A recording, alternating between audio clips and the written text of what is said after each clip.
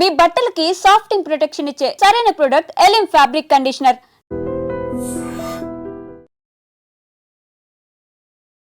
నా బాబుని నా నుండి దూరం చేశారు. గత నెల రోజుల నుంచి నేను ఏడ్చినా ఏం చేసినా అలా భరిస్తూ ఉంటున్నాను తప్ప పోలీస్ స్టేషన్ వాళ్ళకి కంప్లైంట్ ఇచ్చిన వాళ్ళు ఏం చెప్పట్లేదు. కూతురు ప్రేమ పెళ్లి ఇష్టం లేని ఓ తండ్రి మానవత్వాన్ని మరిచాడు. పొత్తిళ్లలో అమ్మ చాటును ఉండాల్సిన బిడ్డను వేరు చేసి వేరొకరికి దత్తతకు ఇచ్చేశాడు. నిజానికి ఆ నెలల బాబుకు మాటలు వస్తే గనక, తాత నేనేం చేశాను, అమ్మ మీద కోపంతో నన్ను అమ్మకి దూరం చేస్తావా, తెలియలేని వాళ్ళకి ఇచ్చేస్తావా అని ఆ తాతను ముద్దు మాటలతో అడుగునేమో. కానీ ఇక్కడ నెలల పసిబాబు. ఇక్కడ ఈ ఘటన విశాఖలో వెలుగు చూసింది.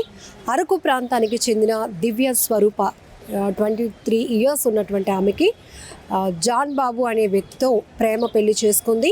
అయితే ఈ విషయం, ఈ ప్రేమ పెళ్లి ఇష్టం లేనటువంటి తండ్రి శుక్ర ఎలా అయినా ఇప్పుడు డెలివరీ అయిన తర్వాత ఒక మగ బిడ్డకు జన్మనిచ్చినటువంటి తన కూతురు నుంచి ఆ బిడ్డను వేరు చేయాలి అనుకున్నాడు.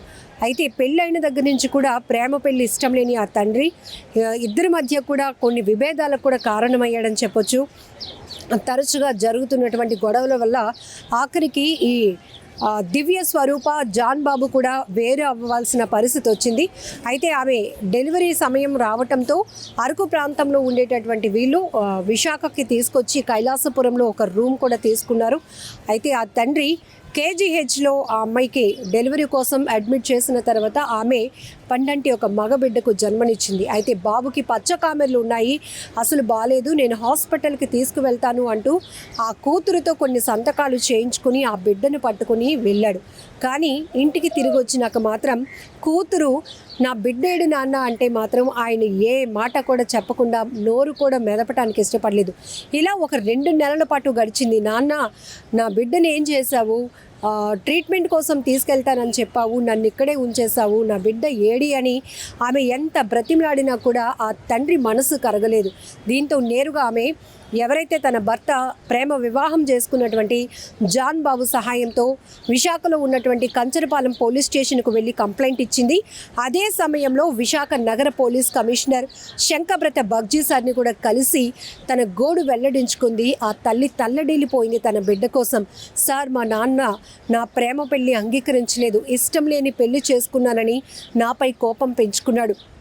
మా నాన్న కోపాన్ని తట్టుకోలేక ఇప్పుడు నా భర్త నేను కూడా వేరుగానే ఉంటున్నాం. అయినా ఇలా డెలివరీ అయిన తర్వాత విశాఖలో ఉన్నటువంటి కైలాసపురంలో ఒక రూమ్ తీసుకొని ఉంచి నా బిడ్డకు బాగాలేదని చెప్పి ఇలా తీసుకెళ్ళిన నా నాన్న తిరిగి నా బిడ్డను మాత్రం నాకు చేర్చలేదు, ఏం జరిగిందో తెలీదు అంటూ మొత్తం జరిగిన విషయానంతా కూడా కన్నీళ్లతో సిపి గారి ముందు వెళ్ళగక్కుకుంది.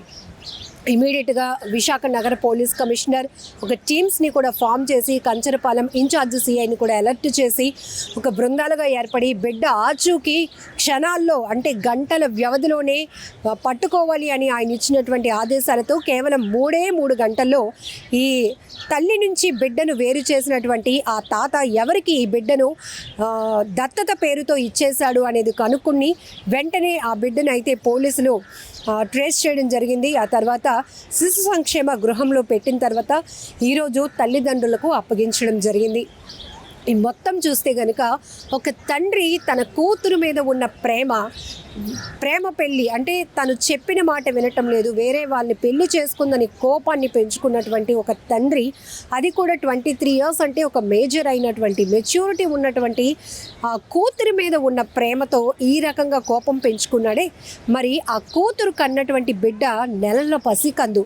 మరి ఆ తల్లి ఆ బిడ్డకి దూరం అయిపోతే ఆ బిడ్డ ఉండగలుగుతాడా?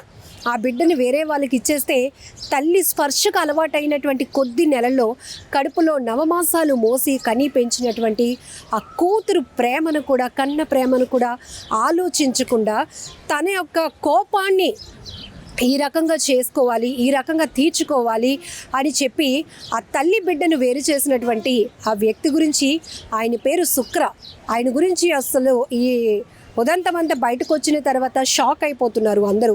ఎందుకంటే కూతురు మీద ప్రేమ ఉండటం తప్పులేదు, కూతురు భవిష్యత్తు బాగుండాలనే తనకు నచ్చినటువంటి సంబంధం చూసి పెళ్లి చేయాలి, ఒక మంచి వ్యక్తిని చూసి పెళ్లి చేయాలి అనుకోవడం కూడా తప్పులేదు. అది తండ్రి బాధ్యత, తండ్రి హక్కు కూడా.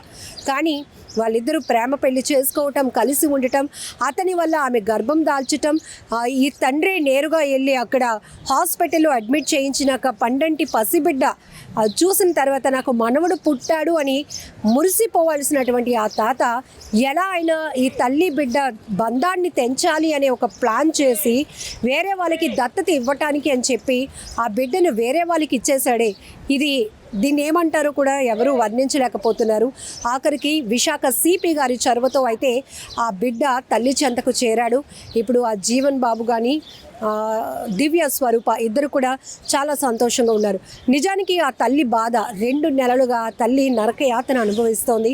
ఒకవైపు ఎవరో ఎత్తుకుపోయారు అంటే ఆ కంప్లైంట్ వేరేగా వెళ్తుంది, కానీ తన సొంత తండ్రి, తన కన్న తండ్రి తన బిడ్డను అలా తీసుకెళ్ళాడు ఆరోగ్యం బాగు చేస్తానని చెప్పి. కానీ 2 నెలలైనా తీసుకురాకపోవడంతో ఆమె ఎంత నలిగిపోయి ఉంటుంది. ఆమె కన్న బిడ్డ పైన ప్రేమ, ఇంకొక వైపు తన తండ్రి ఆ కోపంతో చేసినటువంటి ఇదంతా కూడా చూసి ఆమె ఎంతగా నలిగిపోయి ఉంటుందో కూడా మనం అర్థం చేసుకోవచ్చు. ఏది ఏమైనా మొత్తానికి సిపి గారి చొరవతో స్పెషల్ టీమ్స్ ఫామ్ అయ్యి ఆ బిడ్డ ఆచూకీని కనిపెట్టి ఎవరికైతే దత్తతకు తీసుకున్నారో వాళ్ళ నుంచి ఆ బిడ్డను తీసుకొని ఇప్పుడు తల్లి చెంతకు చేర్చారు. నిజంగా ప్రస్తుతం ఉన్నటువంటి సమాజం దేనికి ప్రయారిటీ ఇస్తుంది? ఆర్థిక సంబంధాల చుట్టూ మాత్రమే తిరుగుతోంది. మళ్ళీ ఎన్నికలంగానే చాలా విరక్తి కలుగుతాం. మంచి అనిపిస్తుంది కదా, లేడీస్ కూడా ఛాలెంజింగ్ జాబ్స్ చేసినప్పుడు చాలా బాగుంటది. ట్రాఫిక్ అసిస్టెంట్స్ గా నియమించిన ట్రాన్స్జెండర్స్ అందరితో సాల్యూట్ చేయించుకుంటున్నారు. ఫుడ్ డెలివరీ ఇవ్వటానికి వెళ్ళినటువంటి డెలివరీ బాయ్ అనిల్ పై కళ్ళ ముందు పెళ్ళండి